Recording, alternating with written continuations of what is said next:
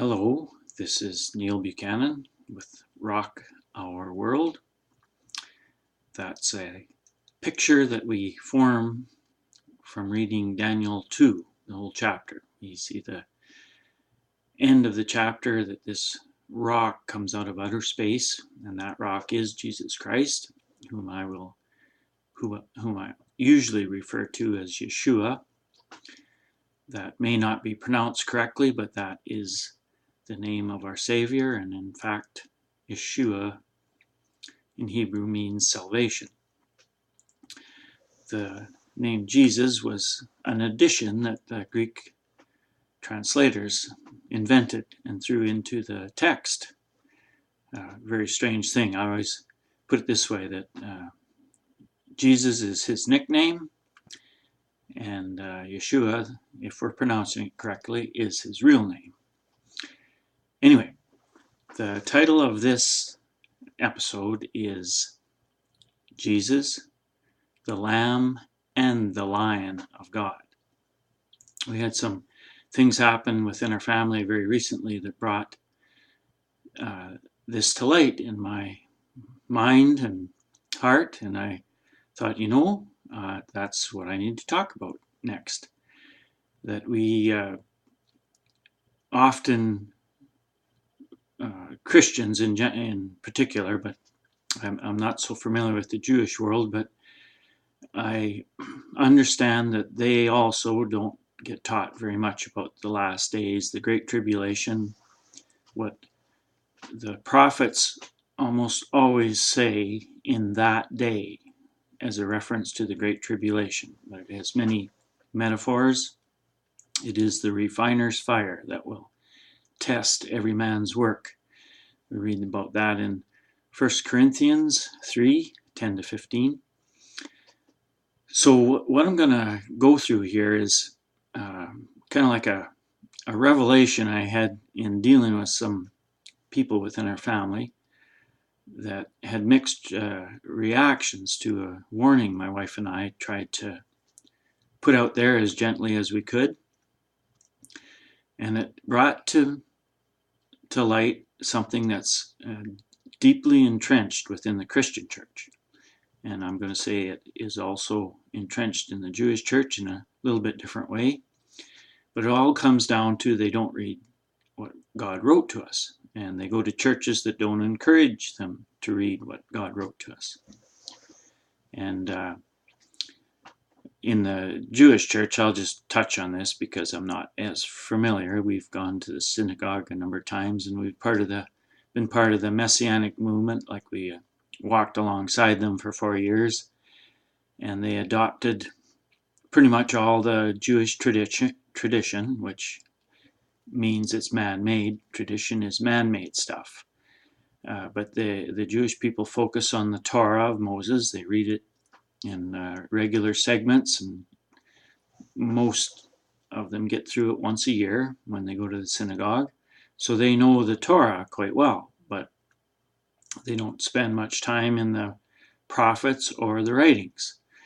Now in the Christian world, we do a similar thing, but we focus on what Christians call the New Testament, which God never called it the New Testament. The New Covenant is found in Jeremiah 31 to 34, where he says that this is the new covenant I will make with my people, that is the two houses of Israel, who are the Jews and the Christians. I will write my Torah on their minds and their hearts. Not very many Christians can quote the definition of the new covenant, nor can they quote the definition of sin, for sin is the transgression of the law. And again, the big reason they can't do that, or don't do that, or can't, is because they go to churches that never talk about these things. They go to churches that talk about the Lamb of God, but they do not talk about Yeshua being the Lion of God. They're not encouraged to read the scriptures, and so they never find these things out. So when the Great Tribulation does come upon us, and we've been among many, many people who are crying out a warning that the Great Tribulation is about to begin. And in many senses, it already has begun. We just haven't seen the full manifestation of what's going on, but all the gears are all in motion. We're going to see many terrible things, physical things that is, unfold in front of us. So back to this concept of the Lamb and the Lion of God. If we go to the average church, we hear about the Lamb of God, and we're sort of the basic message is just be nice to each other. Learn to be nice to each other, and that Jesus was a really good person, and he taught us how to be nice to each other. But when you actually sit down and read all the way from Genesis to Revelation, you find that a great portion of Scripture describes the Lion of God. And in one of the biggest things that you're going to be faced with is God spends a tremendous amount of time and effort and gives information about the Great Tribulation. When we find out that the whole exercise of the Great Exodus, or the Exodus out of Egypt, was a prophecy of the Great Tribulation, we find that covers the first 5 books of Scripture, of the Word of God, and it is very relevant. God doesn't write things and then say they're done away with, like many churches teach. And then we read through the Psalms, and David had numerous prophecies about the Great Tribulation and about the role of Yeshua as being our Savior, about his death and resurrection. And then we go on to the prophets, and their main focus is the Great Tribulation.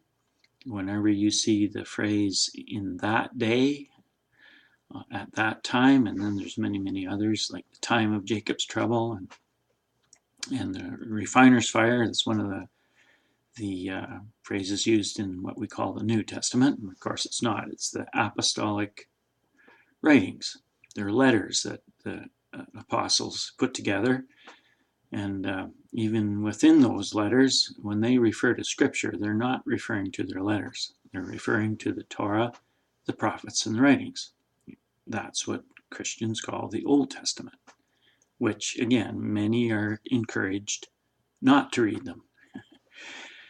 So how can we form a strong opinion about God, about who he is, and what he said, if we've never read what he said? And he wrote everything right from Genesis to Revelation. So that would be how I would propose and encourage students to tackle this thing. And what I would like you to do is read the response that Yeshua gave to his disciples when they asked him about the last days, about the Great Tribulation, the time of the birth pangs of the Messiah that lead up to the Great Tribulation. They come just before it. And then the final event of the tribulation, which we see in Revelation 19 and Zechariah 14, the verse 3 and 4 and onwards. So what I would say to do, this is what I would propose as a project, as an assignment. Read Matthew 24, and then read Luke 21, and then Mark 13, and then when you're done that, read right through the book of Revelation, and then when you're done that, read Isaiah 24.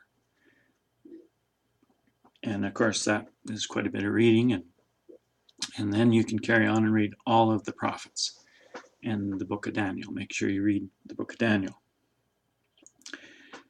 At any rate, as you work your way through that project, you'll find that Yeshua is the Lion of God, as well as the Lamb of God. And when you don't know him as the Lion, what will happen when the Great Tribulation begins to manifest itself directly ahead of us. World war is going to take over this earth. Many, many difficult judgments are coming upon this world, in particular United States of America. There's a very good chance you will be dismayed because you've never been told about it. You've gone to church your whole life. You've never been encouraged to read the scriptures. You never read any of these things, and you're completely surprised when our Savior, Yeshua, turns out to be not only the Lamb of God, but he turns out to be the Lion of God. And in considering all these things in the past few months, I have run through my mind and heart. How would I answer someone when they asked this question, why would God put the whole world through the Great Tribulation? It just sounds so terrible. There will likely be multiple billions of people die. In fact, as Yeshua put it, he said if the days weren't shortened, no flesh would be saved alive. In other words, all 7.5 billion human beings would die if God didn't intervene. But we are going to see a tremendous loss of human life. So I've tried to encourage people, pointing out that God is this same God is the one who will raise them back to life in a much better environment. I've pointed to all the story past the Great Tribulation, that is the central event of the whole plan of God. And that when it is over, go to Zechariah 14 and Revelation 19, that we go directly into 1,000 years rest. And that is what the Sabbath day points us towards. When we rest on the seventh day, we are celebrating the time when we will rest from man's efforts to rule the earth. He is failing miserably. And this is the crisis at the end of the age that will take us right into the rest that will last 1,000 years. And then there's more information. As you read the end of Revelation, you find that at the end of the 1,000 years, Satan, who has been locked up for those 1,000 years, will be released for a very short time. He will stir up another rebellion, and then that rebellion will be squelched, and then everyone who's ever lived and died will be raised in a physical resurrection, and they will be judged. And I have been teaching that judgment will last 100 years, and I've tied together that segment of Revelation with Isaiah, and I'll put these things again in my description so you can take another look at them if you have never followed along what I've taught these last 2 years. And then we get, after those two events, then we get an eternal kingdom when the new heavens and the new earth come down, and that's celebrated once every moon cycle by observing the new moon festival, which most Christians have never heard about. And again, they haven't heard about it because they've never read what God said. Starting in Genesis, reading right through to the book of Revelation. There's one reference in what we call the New Testament, the Apostolic Writings, to the New Moon Festival. And I will write its what it says in the original Aramaic, which the Apostolic Writings were written in Aramaic, not Greek. We've been lied to for hundreds and hundreds of years. This has been a known fact for hundreds of years that it was written in Aramaic, but the church has kept that hidden. They've insisted on lying to us, and I'm not talking about your pastor and the Bible schools. They inherited these lies, but they are responsible for divulging them now and going through the truth. But anyway, I get back to the reference to the New Moon Festival in the New Testament. It says this. It says, "Let no pagan judge you on how you keep the Sabbath, the New Moon Festival, and the other appointed times of the Lord." And the way the Greek translates it, it is not only awkward, but it casts a shadow of doubt that you should be even observing these things, which is all lies, because it's assumed that you are observing these things. When you read the book of Acts, you find that they were keeping all of God's festivals. They were keeping the days of unleavened bread and the feasts, and the word Pentecost was substituted in for what its real name is, the Feast of Weeks. And of course, if it was translated properly, then we would know right away we're going right back to Leviticus and Deuteronomy, where God describes the feasts in a little bit of detail, tells us when they are in the course of the year, which month and which days, and then we have to go to the book of Enoch to find out how the calendar works. The Jewish people do not use God's calendar. They use a man-made calendar, so they keep the feasts on the wrong days. They have a system that men invented where they treat the months, the moon cycle, as a month, and both Jubilees and Enoch tell us that that is an error, that is wrong. Where Enoch describes how the calendar works, and the months are determined by the sun, by the two equinoxes and the two solstices. At any rate, in the Jewish system that they invented, they end up with 12 months for 2 years in a row, and then they have to add a 13th month, because they're, as both Enoch and Jubilees point out, the moon, 12 revolutions of the moon or cycles will give you 10 days short of a year. So after the third year, you're already 30 days short.